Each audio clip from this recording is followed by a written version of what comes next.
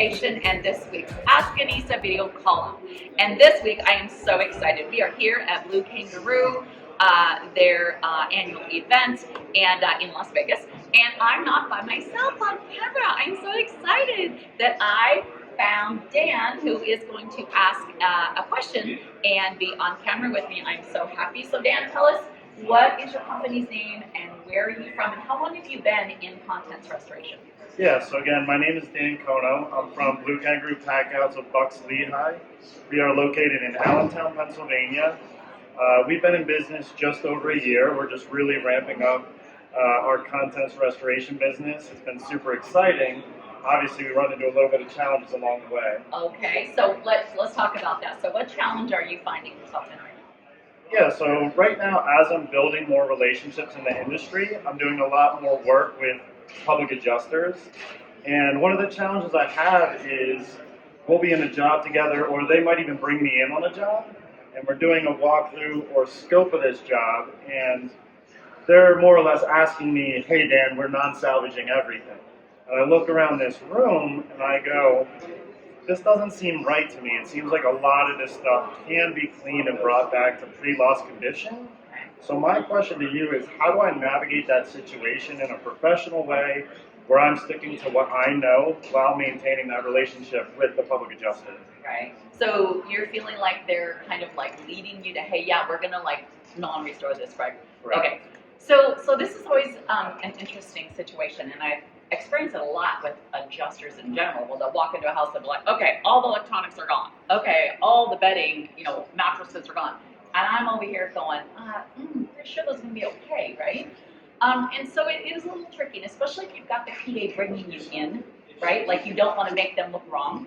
So there's a couple ways I've learned over the years to handle this situation very carefully. So number one, the biggest thing, Dan, that you need to do is you need to educate your adjuster, okay? Educate them as in helping them, obviously not making them wrong, right? So a couple of things I like to do when I'm in this kind of situation, which maybe some of you find yourself in the same boat, is I like to do what I call, act like a politician, where I say a lot, but really say it in a way where they feel like they're going to lead them to make the decision I want them to make, okay? So what you could do is you could maybe say something like, if they say, hey, all the electronics are going to be non-restorable, right?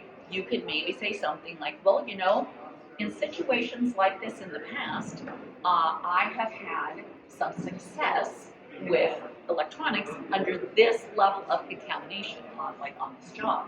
So could I try one or two and see how well we do, and then we can revisit this, okay? The other thing is if you have like a dry cleaning sponge or a hand sponge, where you can do some testing and say, well, let's do this. When they say, hey, all the electronics, let's just non-restore them. Suggest to them, hey, let's test the level of contamination and see just how contaminated these are before we make that decision. And then pull out your dry sponge, do some swiping with it to see, and let's say, regardless of what comes back, whether it's heavy or it's medium or light, just say, hey, let me try one or two of these items and let me see what our success level is, and then we can revisit it, okay? That often goes a long way to, it's telling them, hey, I think that we are going to have success of restorability here without making them wrong about it, okay?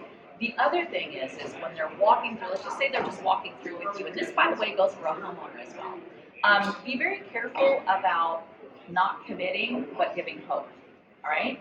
So let's say they come through and say, hey, I really want this to be restored, whether this is the PA or whatever, and you could be looking at it and going, yeah, that's not going to be restorable, okay? And maybe they're like, no, we're going to clean this. So you can do it on the flip side of that spectrum too, by saying, let's test level of contamination. So you test the level of contamination, and let's say it's really as you suspected, and you can let them know potential issues that you see that could occur in this particular circumstance, and some things that, I'm concerned about this or that, but let's put a pin in this and we can come back to that. You know what I mean? So, right, and so remember when you're talking, especially to the PA, and especially when it comes to contents, they don't know. They don't understand how things are restorable and not restorable. Okay, so educating them about, we actually have electronics cleaning processes. We have ultrasonic that does amazing things. So maybe we could try that, right? So I guess what I would be telling you then is mostly be giving them some education.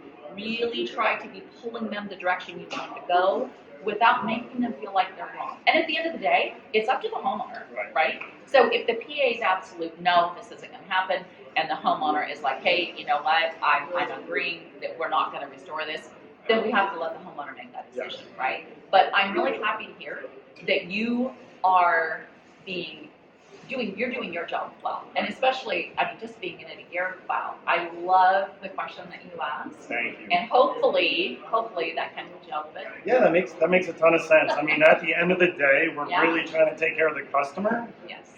So my first thought is always, what is best for this customer? Yes. Do they want to get rid of their stuff, or are they trying to keep it? Yeah. And then that's where I base a lot of those decisions. Sure. But sometimes it gets a little challenging with the public does. adjuster. Yeah. Sometimes they have a different motivation than the homeowner or myself. And at the end of the day, you having said that reminds me that I wanted to tell you, at the end of the day, if that public adjuster, their whole thing is just, we're going to log non-salvage everything, and you know that that is not the correct call, then you may need to reconsider working with that public adjuster. Okay? Don't ever sacrifice what you know needs to be done to do a job correctly just because you want to salvage your relationship and get another job from that public adjuster. Okay? Yeah. Awesome. Well, thank Thank you, you so Dan. much. Yeah, Thank you. yeah. I always love it when I'm at shows and you guys will come on camera with me and I'm not by myself. So, you guys know the drill. If you have a question for Anissa, I want you to send me an email, anissa@firehouseeducation.com, and in the subject line put Ask Anissa, and guess what? I just might feature you on next week's Ask Anissa video call.